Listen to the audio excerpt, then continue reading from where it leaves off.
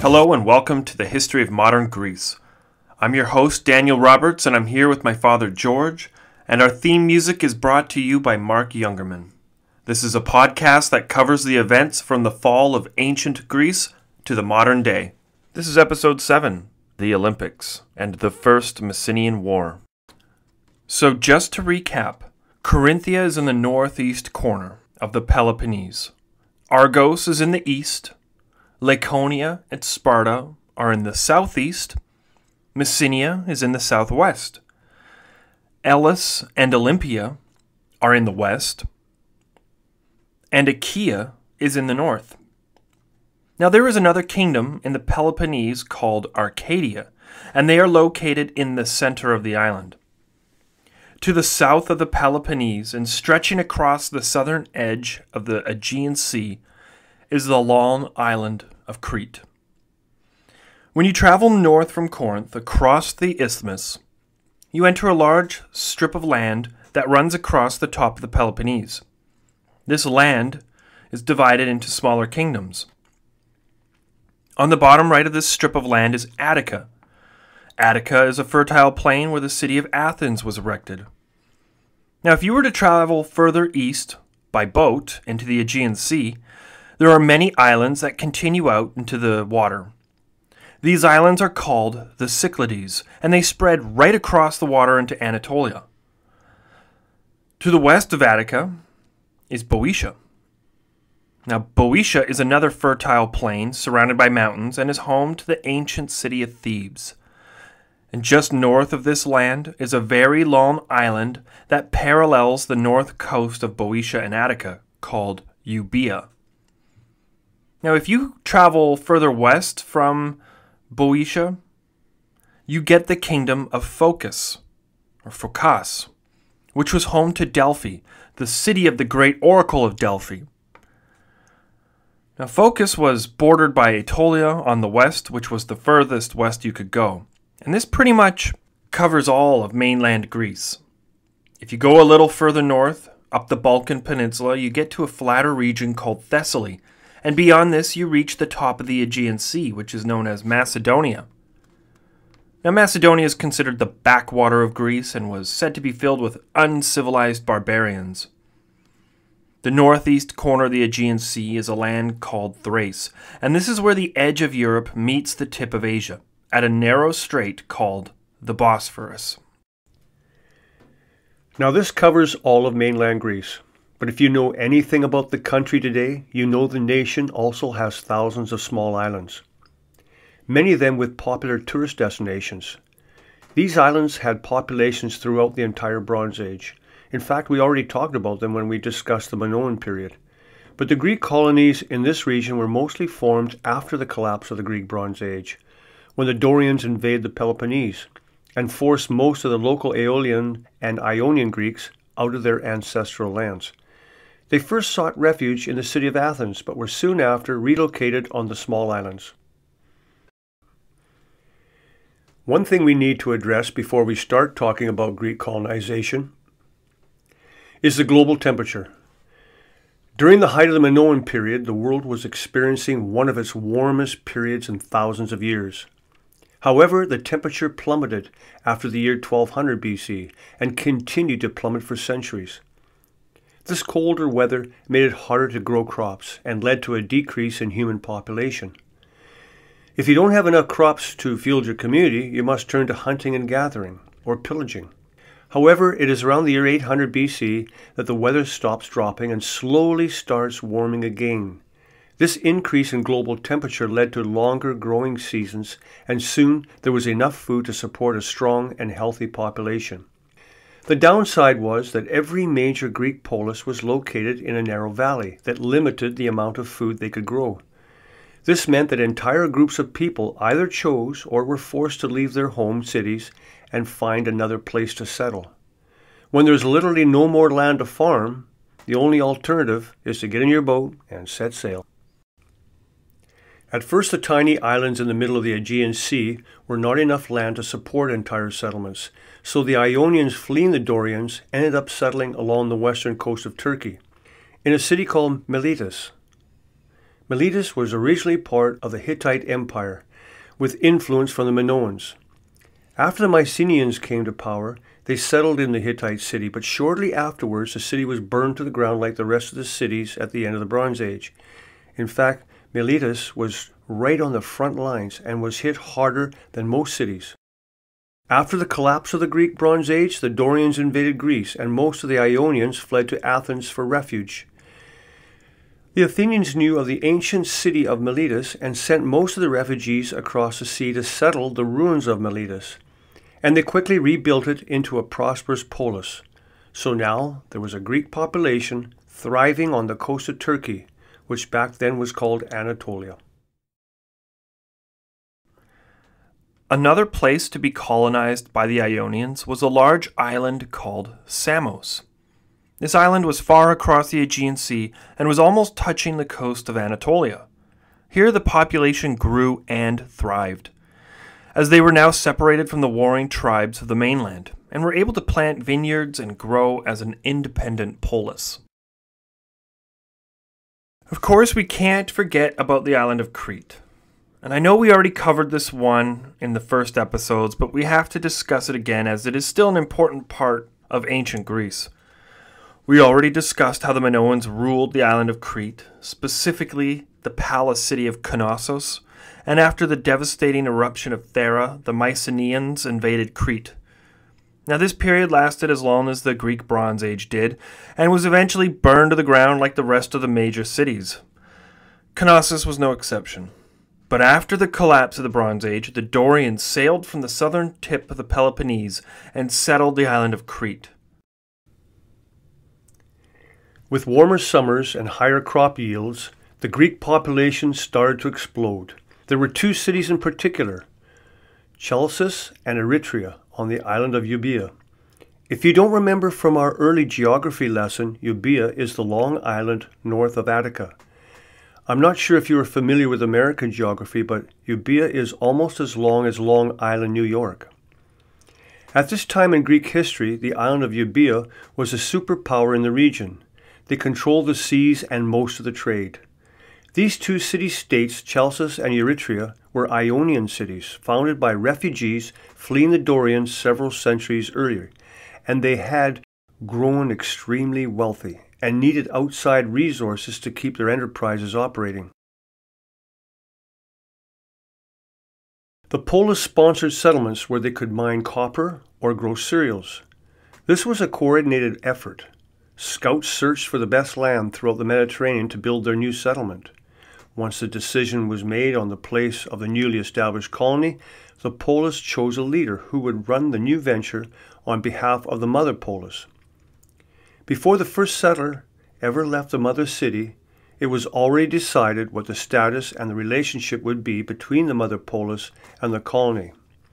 Now the leader of the colony could choose to relocate the colony if they arrived at the location with their settlers and found there was no fresh water for several months or the soil was too weak to grow crops. They weren't forced to set up shop exactly where the leaders of the polis told them to. Once the leader of the colony arrived on site, they had a very specific set of tasks they had to complete. The leader was going on a set of blueprints, as this venture was planned out in extreme detail. First, they were to build the main buildings and then erect the houses around the center. They also had grid systems set in place for roads and houses. Next, the leader was to erect temples and public buildings to store supplies. After the city was erected, walls were built around the settlement, securing the new houses and markets. These colonies were almost always built on peninsulas, where they had the least amount of walls to build and the maximum amount of access to the sea. But they also needed a sufficient amount of fresh water to flow into their city from the land.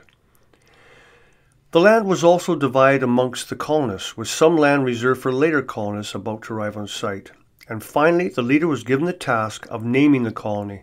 Some of these colonies were founded far from home, and it was very common for the Greeks to intermarry with the natives of the land they were colonizing. The colony was definitely created in its mother's image. The laws started the same. The culture started the same, and even the customs and religions started the same way. But from the moment of the colony's conception, the city was independent. The mother polis did not rule over the colony, but if the mother city worshipped a specific god and had temples to that god, it was most likely that the colony would continue that tradition and worship the same god, and erect temples to the same deity. The bond between the two cities was always strong, and not just because of the cultural similarities, but because there were family members in both cities who would frequently visit each other. Oftentimes, the mother city would continue to grow in population, and they'd have to ship off another 10% of their population to the colony. Now, this helped grow the colony in strength, but oftentimes would mean the colony was now becoming overpopulated. The location of these colonies were almost always in regions where the natives were not strong enough to defeat the Greeks. The Greeks were organized fighters, far superior to the ragtag bandits, but they couldn't stand up against an army like the Egyptians. So most of the colonies were formed in regions with a small and unorganized native population. Sometimes they straight up massacred the natives. Other times they pushed them aside and forced them to relocate. And other times they assimilated with the natives or just allowed them to live among them. It seemed to differ from polis to polis. Lots of times the natives prospered from the Greek colonizers as they brought in goods from the Middle East and spread the written language. This was the dawning of the Hellenization period. The first colonies were formed in the northern Aegean Sea, or what would soon be known as Macedonia, while the Ionian settlers quickly discovered the fertile lands of southern Italy and Sicily.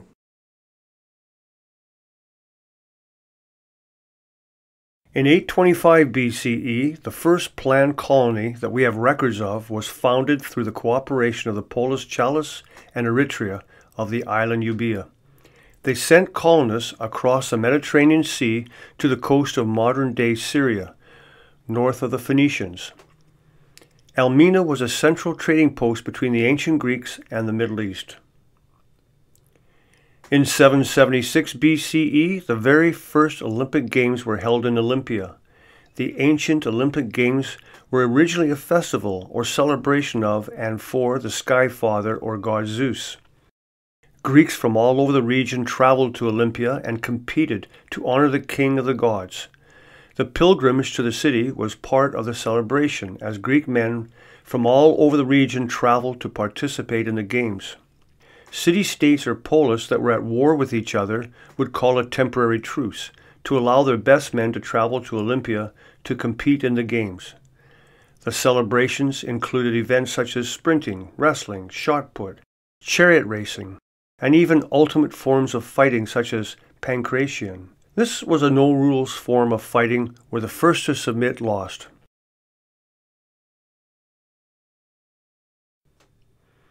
After the Olympic Games in 720 BCE, the sprinting champion Orsippus of Megara lost his loincloth and completed the race naked. And ever since, the games were carried out naked, and women were forbidden from participating in these games. This didn't mean women were excluded from participating in the festival and celebrations, as there was a smaller celebration for just the women. These games weren't created to honor Zeus, but instead they were made to honor the goddess Hera. These games were held for over 1,000 years, before the Roman Emperor Theodosius I banned them in the year 394 AD. That is 1,171 years.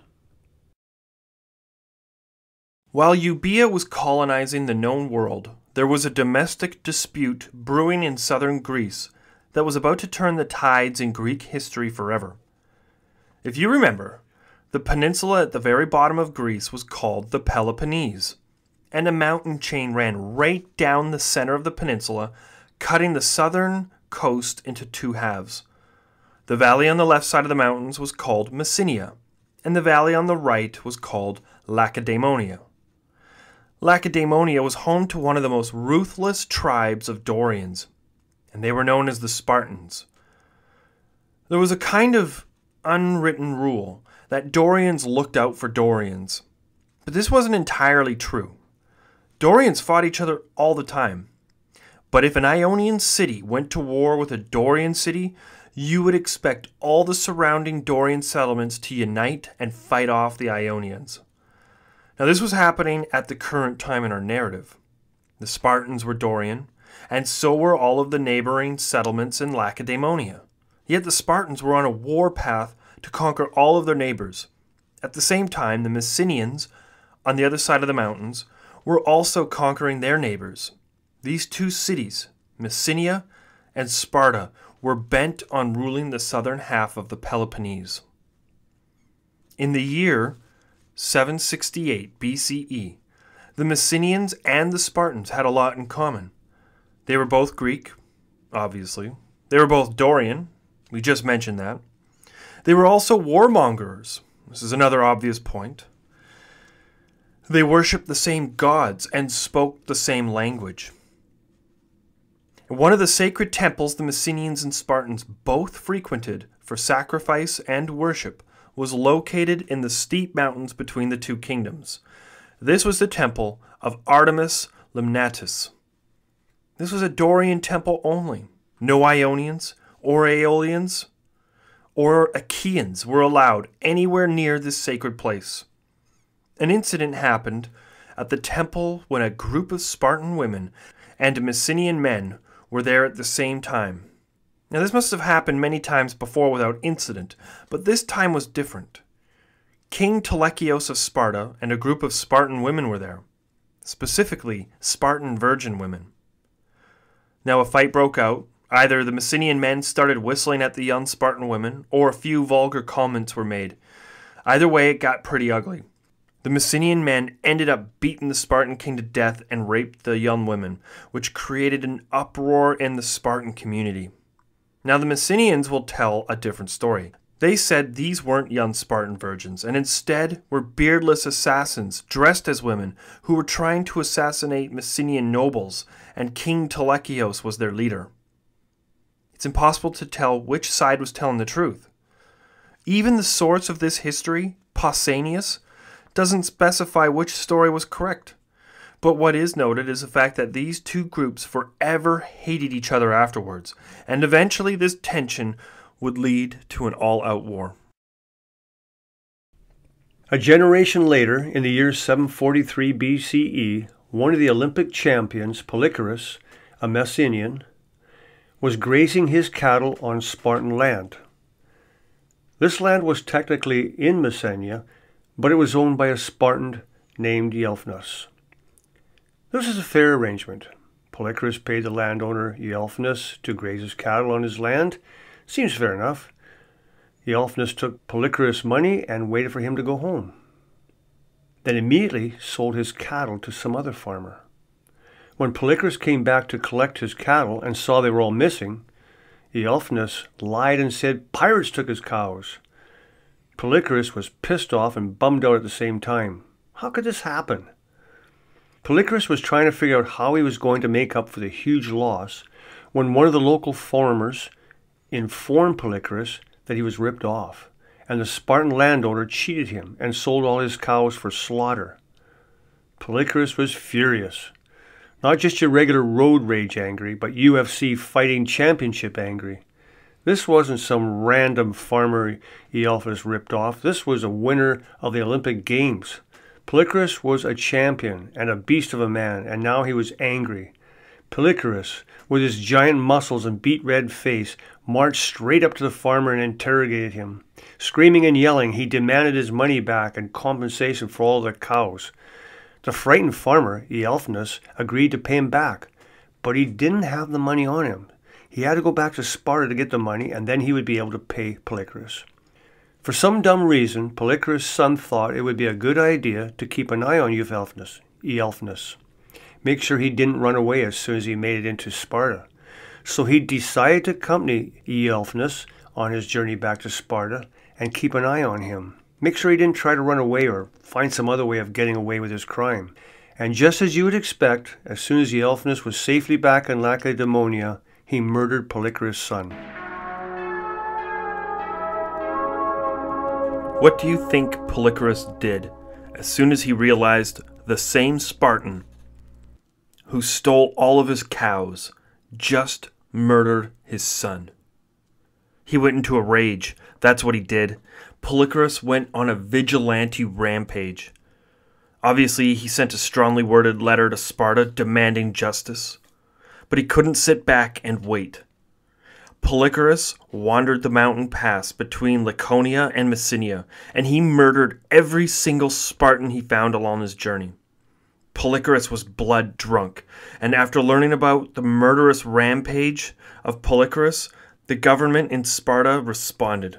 And instead of answering with a, "Yeah, we'll bring Eolphnos to justice," instead, they answered by demanding the government of Messenia hand over their Olympic champion so that Sparta could punish him for murdering their citizens in the countryside.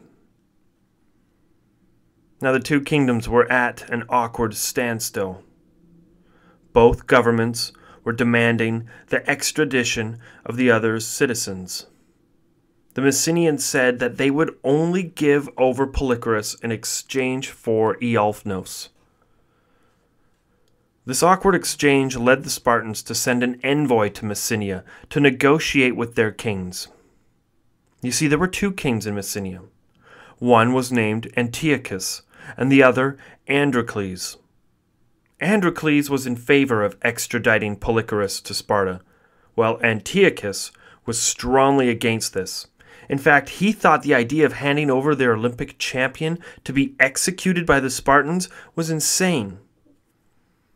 This disagreement between the two kings led to a heated argument, which led to fighting. And I'm not just talking about shouting and insulting, but hand-to-hand combat, which saw the Messenian king Androcles killed in the middle of the negotiations. Antiochus told the Spartan messengers that he would consult with the other polis in the region for advice on this matter. But this could have just been a delay. Either way, the Spartan messengers returned to Sparta, and they told their king of the fight between Androcles and Antiochus, and how one of the kings was murdered. Yet, none of them had agreed to hand over Polychorus for justice. A few months later, Antiochus himself died, and this prompted the Spartans to invade Messenia while they were leaderless. A large army was assembled and marched through the mountains to the kingdom of Messenia. This war was justified by the Spartan kings to bring justice over the crimes of Polychorus, or even the rape of the Spartan virgins 25 years earlier. But in reality, this was the result of overpopulation and a need for more land. The other Greek polis were already colonizing at this point because of the same issues. Only Sparta didn't have a navy to send out colonizers to find new land. The only way for Sparta to expand was to conquer its neighbors across the mountains. This massive army crossed the mountain pass and entered the valley of Messenia. And normally a war in archaic Sparta was short and for a just cause. This way, the Spartans could maintain their honor before the gods, but also so they could return home in time to harvest their crops. But this time it was different. Every Spartan soldier was forced to give an oath to the king. They swore they would not abandon the war until the very last soldier of Messenia was destroyed. It was a very strange oath, one that no one had to give before. This war, from the very beginning, was meant to be a war of attrition. This bloodthirsty army of Spartans crossed the mountains, and the first city they hit was called Amphia. This was a surprise attack. There was no declaration of war or a buildup of arguments. The Spartans went from mildly angry to righteous genocide in seconds. The army of Spartans descended upon the unsuspecting city, whose gates were still open, and they sacked the place. Every single man inside was stabbed to death with swords or pikes.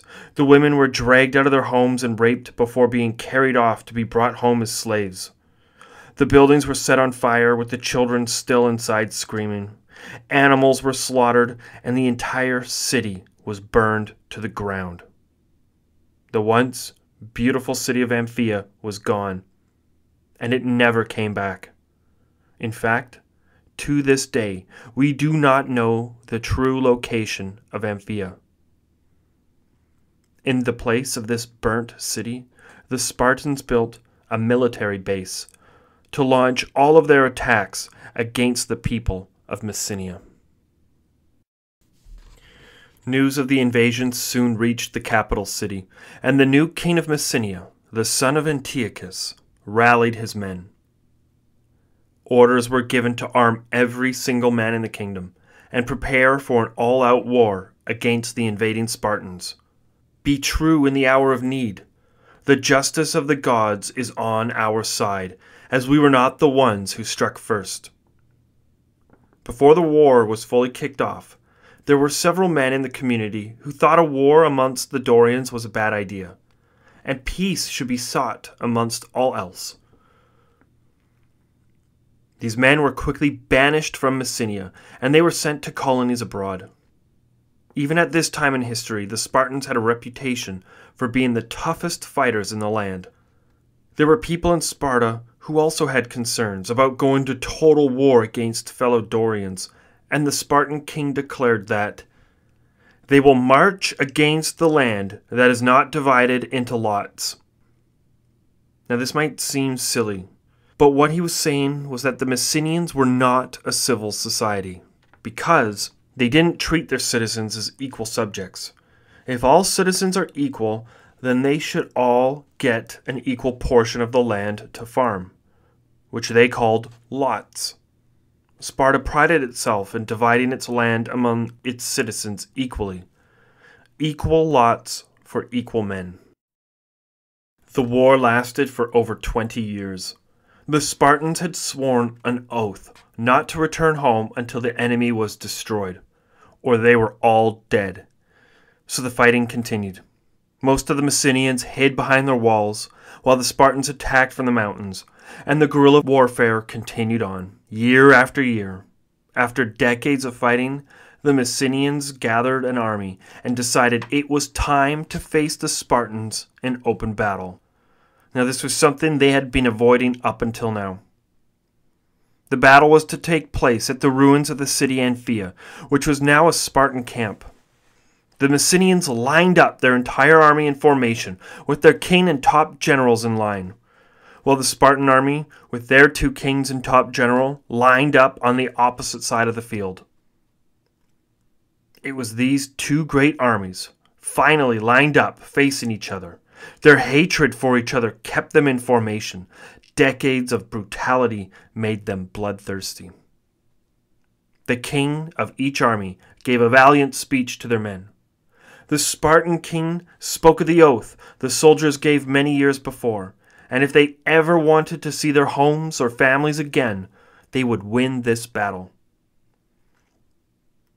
The Messenian king also gave a speech, and he spoke about their fight for survival, and if they failed this battle, their entire families would be killed or sold into slavery. Finally, both armies charged at each other. This was a decisive moment. The Messenians were screaming and shouting in rage as they charged valiantly into the Spartan ranks. But the Spartans did not charge. In fact, they maintained their position and waited for the Messenians to come to them. Not a single Spartan soldier broke rank, and the discipline of the Spartans meant their pikes were lined up in a long wall of iron spikes. When the Messenians hit the Spartans, the majority of them were skewered. The Spartans held their position and then thrusted forward, breaking the Messenian charge. This was not a Greek phalanx. Definitely not the phalanx we are familiar with, like the one in the movie 300. But this is possibly the moment in time where the Spartans understood the advantage of sticking together as a cohesive unit and not breaking rank. It is possible that this was the birth of the Greek phalanx. This was an utter defeat for the Messenians, but all hope was not lost. The survivors of the battle retreated to the mountain of Athone. It was quickly realized that attacking the Spartans in open combat was stupid, and it almost cost them everything. Well, they weren't going to make that mistake again, so the Messenians huddled together in the mountain of Ithome and dug in their defenses. They also sent a messenger to the oracle of Delphi for help.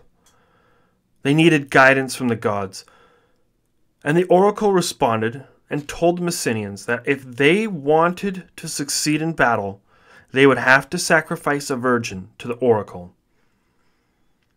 A hero from the war was chosen, and his daughter was handed over to the oracle of Delphi as a sacrifice. The Spartans caught wind of this deal between the Messenians and the oracle, and they trembled in fear. The Spartans were very religious, and they trusted the prophecies of the oracle. This caused the Spartans to retreat from the mountain, which dragged the war on for many more years. After several years of indirect fighting, most of which resulted in Messenian victories, believe it or not, the Spartans organized a push. Now the Spartan army was consolidated, and the two kings launched a full-scale attack against the Messenians. Now, feeling overconfident from the oracle, but also just the past several years of victories against the Spartans in very small skirmishes, the Messenians felt like maybe they could take on the Spartans in an open battle. This was definitely overconfidence on the Messenians, as the last time they charged, they were almost wiped out to the last man. And this time, when they charged the Spartans, the Messenians ran screaming and shouting with their swords drawn. And still the Spartans held their ground, and they never broke rank. And the entire army of Messenians ran up against the Spartan walls and crashed into their lines. And almost every single one of them was skewered on the pikes of the Spartans, and they were all killed that day, including the king of the Messenians. It was a total defeat, and the surviving Messenians were forced to appoint a new king. Now the king they chose was the same man who sacrificed his daughter to the oracle at Delphi. This new king managed to do a good job and regroup the Messenians, and he managed to push the Spartans back into the mountains. It was almost over for the Spartans. The men that still lived hadn't seen their home or families in over 20 years. Their morale was shot. They were almost defeated. Yet they had won several key battles. They just needed a little more encouragement. So the king of Sparta decided they should send their own messenger to the oracle at Delphi. And when the Spartan messenger made it to the oracle, they offered whatever was needed to reverse their decision against the Messenian victory. And whatever it was the oracle asked for, the Spartans delivered. Probably another young girl, maybe a couple. And sure enough, the oracle declared the gods had changed their minds. They now favored the Spartans. And with this new divine support from the oracle and the gods, the Spartans regrouped. Their morale was boosted. And maybe it was because they had the gods on their side. Maybe it was because they were tired of war and they just wanted to go home. The Spartans formed up, and they marched into Messenia with speed and violence. And this time they were unstoppable. The Spartans marched through the valley and killed everyone in sight. They took no prisoners. They spared no buildings, men, women, and children. All slaughtered. Villages were set on fire. No one was spared. The Spartans broke through the ranks of the Messenians, and they continued to the fortifications on Mount Ithome. The Messenians were terrified, and they dropped their shields and ran for their lives. The defeat was so great that the Messenian king committed suicide as the last of his men retreated from the kingdom and fled to the land to the north, to the kingdom of Helots. Any surviving Messenian who could not escape the onslaught but didn't die in the fighting was captured and enslaved. The Spartans who survived the 20-plus year war were rewarded with plots of land in Messenia, accompanied by its own group of slaves to work the soil. the Messenian slaves were turned into field workers, and from here on were nothing more than Helots. Slaves to work the lot of land, they were beasts of burden and treated worse than dogs. This was a terrible ending for the Messenians, but a victorious accomplishment for the Spartans. Finally, after 20 plus years, they could go home to their families. Hooray! Unfortunately, the Spartan women were not faithful. The women couldn't wait for 20 years. For starters, no one knew if they would even live another 20 years, as this was antiquity, but also there were legitimate men in the city ready to take on the deeds of a husband, which meant there was an entire new generation of Spartan men and their children had taken over while the soldiers were off fighting in the war. This meant that not only was there a huge infidelity problem amongst the citizens of the nation, but also there was another overpopulation crisis. There was no other way to deal with this crisis. The people of Sparta were forced to send off their excess population to another plot of land. They were forced to start a colony, something they dreaded doing for decades. The location of this new colony was to be established on the southern boot of Italy, in a place known as Tarentum. This was Sparta's only colony, ever. Now, if you were wondering, who was it who Sparta sent to Tarentum? It was the bastard children. So the soldiers who fought in the 20-plus year war were able to return home and stay there. Well, that's it for today. Join us next time on the history of modern Greece. Stay safe and stay awesome.